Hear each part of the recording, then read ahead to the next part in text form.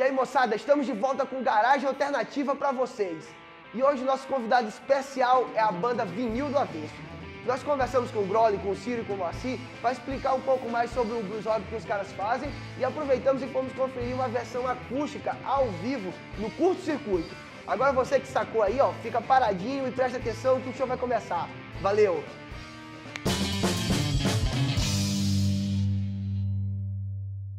Pô, a gente começou, na verdade, eu e Julinha, a gente iniciou a banda através do contato dele com o meu irmão, cara. Eles moravam na Irlanda e tal, tinham ido passar um tempo lá e se conheceram lá. E aí o Júlio voltou antes, o meu irmão falou, pô, tá voltando um guitarrista aí de São Luís e tal, um cara que era meu brother aqui, você vai gostar de conhecer, fazer um som e tal, não sei o quê.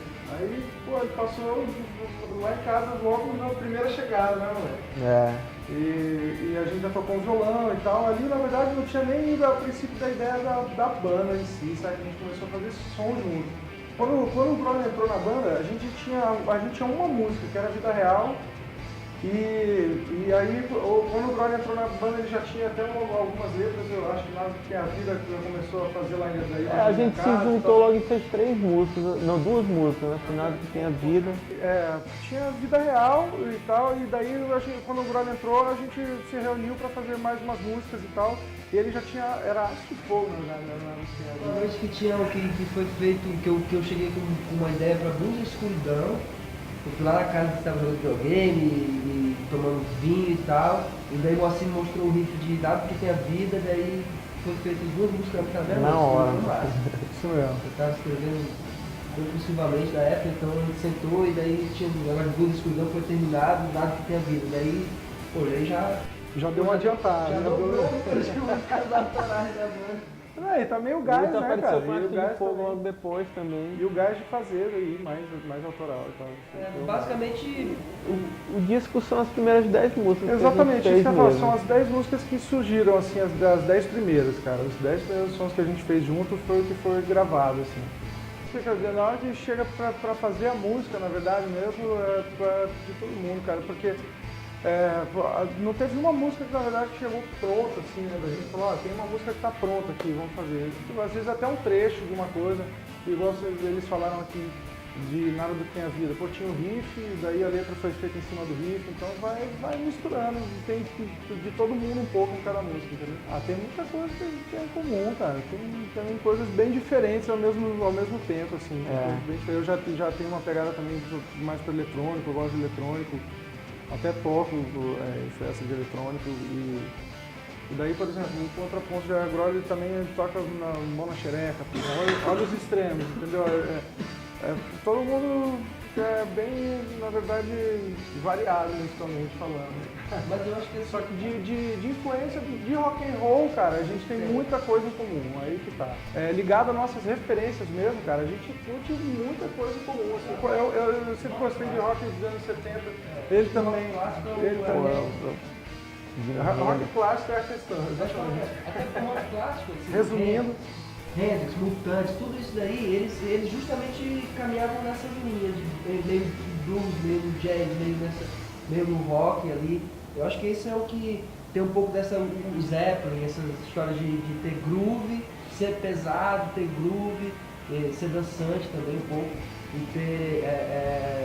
E aí, tipo assim, cara, os Mutantes já vão fazer isso e botar um pouco de música brasileira no meio, mas eu acho que o que faz a gente, mais ou menos, é todo esse bolo de coisa do rock clássico. E também acho que tem, assim, a Vinil desde o início, assim, até pelo fato de ter surgido, assim, da gente tocando sem compromisso, em casa, em churrasco. A gente sempre fez música que a gente gosta. Então, assim, não tem muito um compromisso com um rótulo musical, por exemplo, com blues rock, assim. Eu acho que a Vinil, ela pode fazer algumas coisas que passam por esse caminho aí do blues rock, mas também, de repente, tem algumas coisas que são um pouco mais funk. Então, sei lá, eu acho que a gente não tá muito atrelado a um rótulo, assim, a gente não tem muito esse compromisso, não. Muita coisa do disco foi improvisada, assim, a gente tinha mais ou menos a estrutura da música, mas assim, às vezes a levada, assim, tinha coisas que ele gravou e que depois a gente ficou conferindo e viu, não, é isso aqui, então é esse tempo que a gente vai tocar. Aí tu criava um arranjo e fazia... Mas a maioria das coisas Já tinha o esqueleto ali, pra te convencer. Assim, e acabou que se tu for olhar o que foi feito, todos os instrumentos, assim, sei lá, pra gravar as baterias, o Grohl deve ter ido 3 vezes no estúdio, sabe, pra fazer as baterias. Eu acho que foi mais ou menos isso, né? Cada um ia lá uma sessão e gravava 3 músicas. Aí fazia tudo.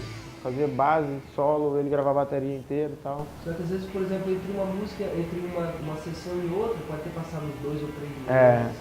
Então a gente primeiro gravou, tanto que a gente lançou primeiro na internet, qualquer lugar, nada do que tenha vida, Arte de Fogo, que já tinha meio que uma gravação do estilo de vida real. Então essa foi a primeira sessão. Depois a gente gravou mais 3 músicas, e depois no final a gente gravou 4, coisa assim. Inclusive, só pra ver, cada sessão dessa foi gravada com um baixista diferente. Então a primeira sessão o Thiago Durante estava na banda e ele gravou com a Queldar, Arte de Fogo, Nada que Tenha Vida. A segunda sessão, quem estava tocando com a gente era Samir. E a primeira versão de Vida Real também, só por isso. O Thiago mas que não entrou no disco. Daí na segunda sessão, quem estava tocando gravou os baixos foi o Samir. E na terceira sessão, quem gravou os baixos foi o Marco. Foi feito o reamp das guitarras. E assim, já tinha muita coisa, pelo menos a guitarra, assim, que eu já sabia o que eu ia fazer, assim, os times já estavam meio que definidos, no show, no ensaio e tal, assim, então a gente, na verdade, no estúdio a gente mais procurou o som que a gente imaginava, né? E assim, a gente criou o som talvez um pouco mais orgânico. Esse processo do reamp, de depois passar a guitarra limpa e você ir buscando o som depois e tal. É mais a questão de você achar que... Colocando todos os efeitos depois, porque tu gravava com a guitarra limpa, né? Depois tu ia colocando os efeitos.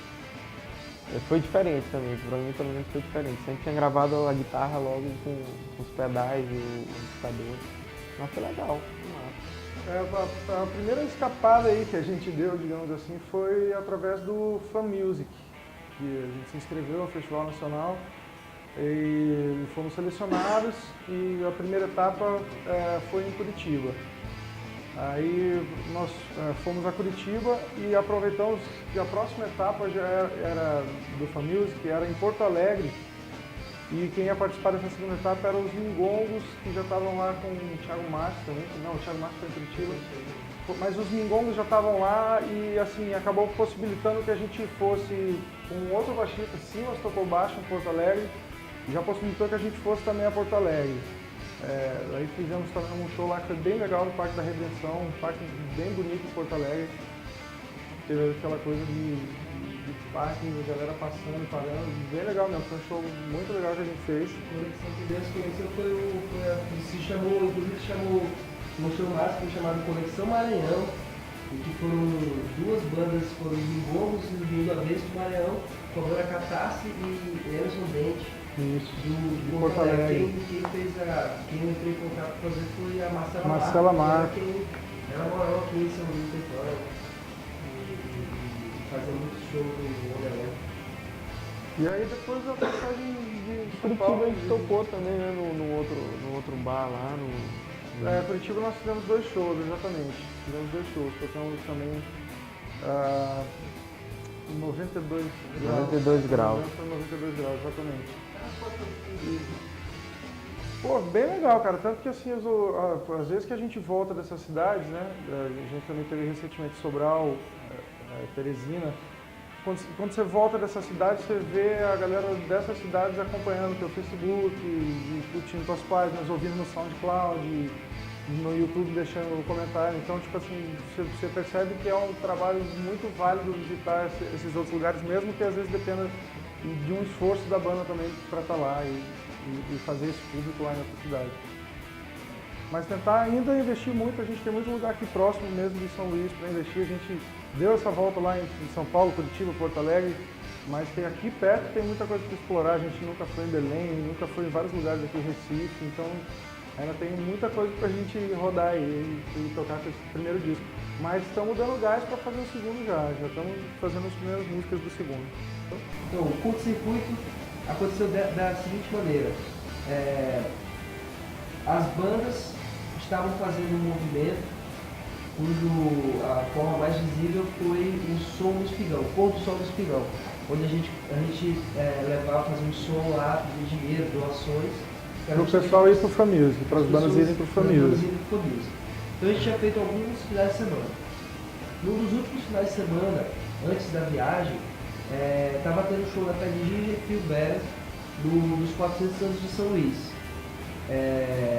O trompetista Bigorna, que toca na Pé de Ginger, tínhamos acabado de fazer o show, a última música, a galera se levantou, e aí estava naquele clima de empolgação, Bigorna pegou o microfone, lá na Praça Maria Aragão, e disse, galera, ó, a gente tem umas bandas, vamos ajudar a galera a viajar para participar do festival e tudo mais.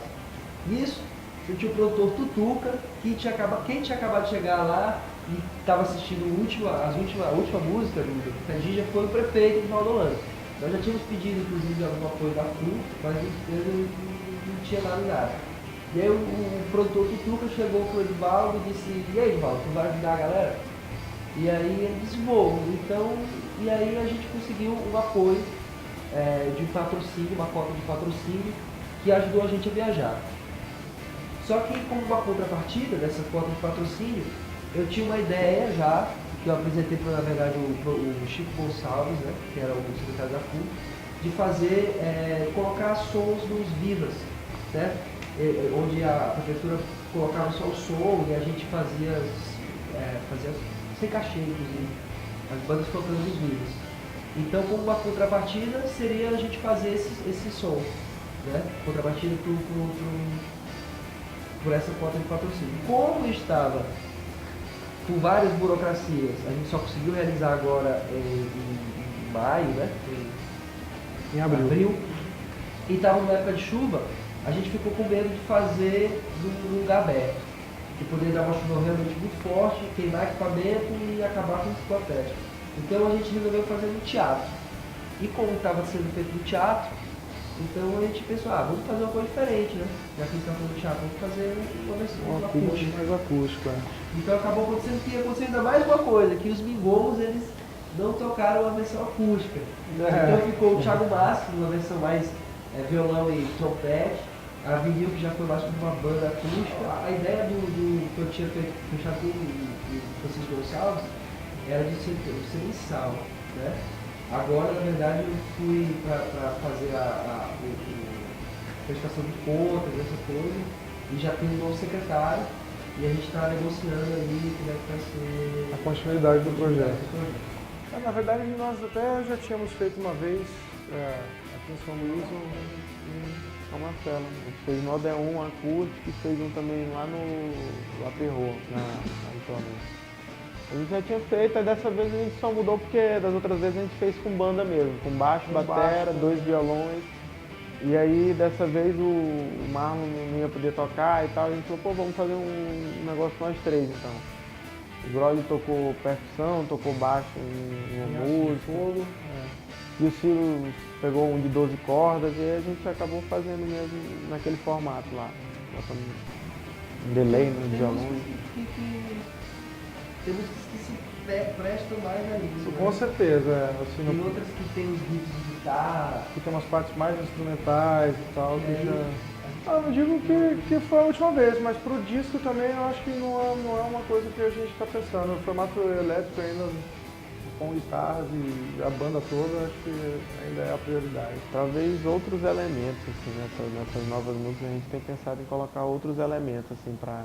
Exatamente, porque o primeiro disco foi só a banda mesmo, os 4 tocando e acabou, a banda mesmo. Nesse, talvez, alguns outros elementos. Teclado, daqui a pouco violão, sintetizador. Maracas, caminhão, acho que é caminhão. Uns ioiô. Bem, a música que vamos discutir, né? De uma vez, Silvio. Astros de Fogo. Take 2. Versão acústica.